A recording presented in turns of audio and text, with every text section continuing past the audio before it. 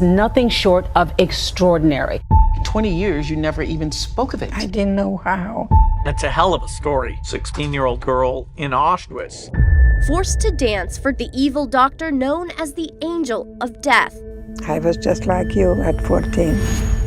I was in love too. From the security of family life to a place of nightmares. My boyfriend said, I'll never forget your beautiful eyes and beautiful hands. The Nazis deported her and her family. People were selected to die. I did not understand. A horrible mistake was made. Is this your mother or is this your sister? 30 minutes, my whole family was gone. I don't believe it that I'm here. I could never forgive myself. I had my secret and the secret had me. And I became very, very ill. Not a situation that was survivable. And I said, well, here I'm gonna die. It felt like a scene out of a movie. If I survive today, then tomorrow I'll be free. Dr. Mengele came to me and said, she's just gonna take a shower. I still have nightmares.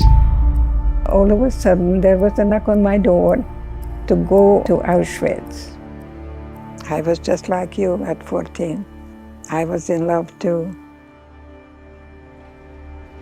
Just before the train pulls away, I hear my name. It's Eric. He's calling through the slats of the train.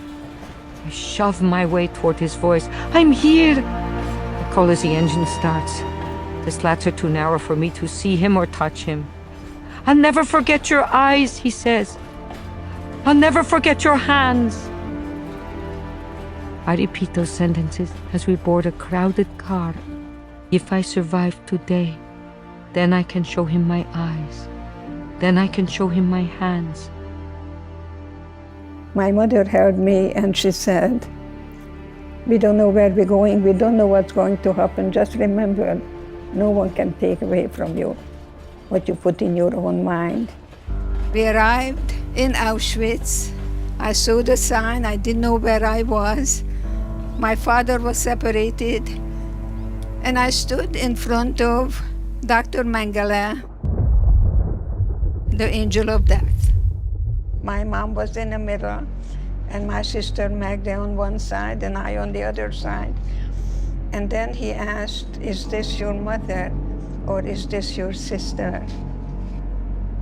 I told him, it's my mother. He pointed to the left, and I followed my mom, and then he grabbed me and looked me in the eyes. I never forget those eyes. And he said that I'm gonna see my mother very soon. She's just gonna take a shower. And promptly threw me on the other side, which meant life. When we arrived at the other side, I asked an inmate, when will I see my mother? And she pointed at the chimney and fire was coming out of the chimney, and she said, your mother is burning there, you better talk about her in past tense. I could never ever forgive myself that I said, it's my mother. My sister and I hugged each other and she said, the spirit never dies, the spirit never dies. Dr. Mengele appeared in our barracks, searching for talented inmates to entertain him. And my friends volunteered me. But my limbs are heavy, as in a nightmare when there's danger and you can't run away. Dance, he commands again. I can hear his voice over the music. He discusses with the other officer which ones of the 100 girls present will be killed next. If I miss a step, it could be me. I close my eyes. I hear my mother's words come back to me. Just remember, no one can take away from you what you've put in your own mind. And now I can hear Tchaikovsky's Romeo and Juliet. The barracks floor become a stage at the Budapest Opera House. I dance for my fans in the audience. I dance within the glow of hot lights. I dance for my lover, Romeo, as he lifts me high above the stage. I dance for love. I dance for life. He must be impressed by my performance because he tosses me a loaf of bread. I shared the bread with Magda and our bunkmates. We had to be committed to each other, otherwise we never would have made it, because all we had was each other then. They took me out of Auschwitz. I became a slave laborer to enter a death march. And in the death march, when you stopped, you were shot right away. When we were walking up the steps, I saw nothing but body parts and blood, and I said, well, here I'm gonna die. When I was about to stop, the girls that I shared the bread with, they formed a chair in their arms, and they carried me so I won't die. Isn't that amazing that the worst conditions can bring out the best in us? I was liberated May 4th, 1945. I was a mess. I ended up in a hospital. My teeth were separated from my gums. I had 5 kinds of typhoid fever. I could hardly breathe. I was filled with water. They were going to amputate my legs, and reality hit me. I realized my parents are not coming back. I know my mother and grandparents are dead, and surely my father too. To go home without them is to lose them again. I allow myself to hope, maybe Eric. When I have been home a few weeks, although I am barely strong enough, I make a journey on foot to Eric's old apartment. No one from his family has returned.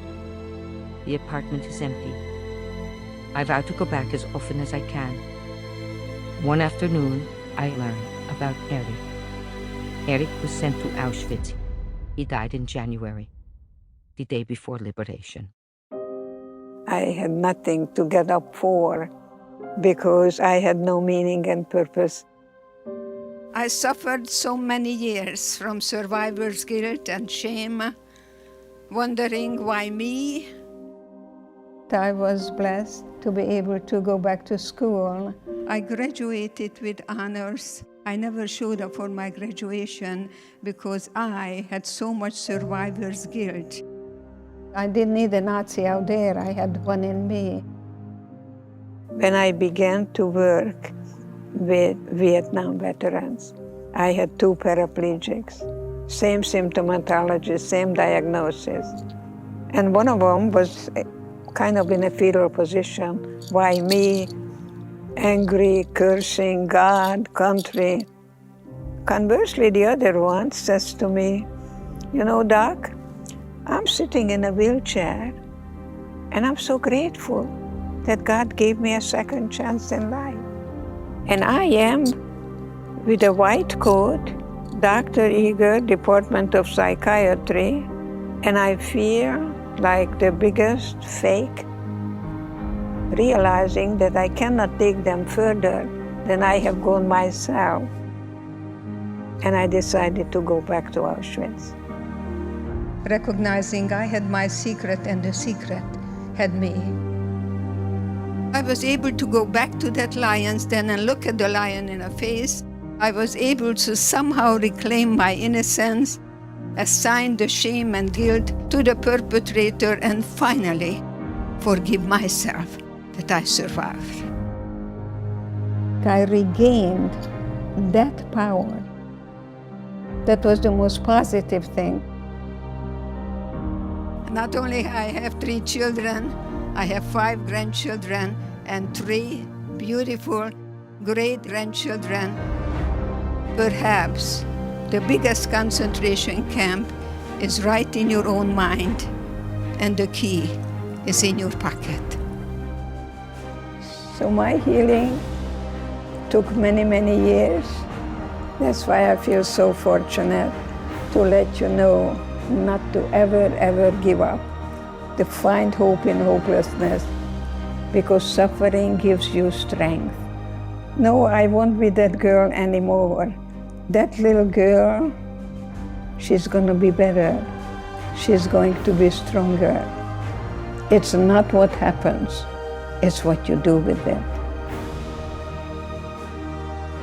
Just remember, No one can take away from you what you've put in your own mind.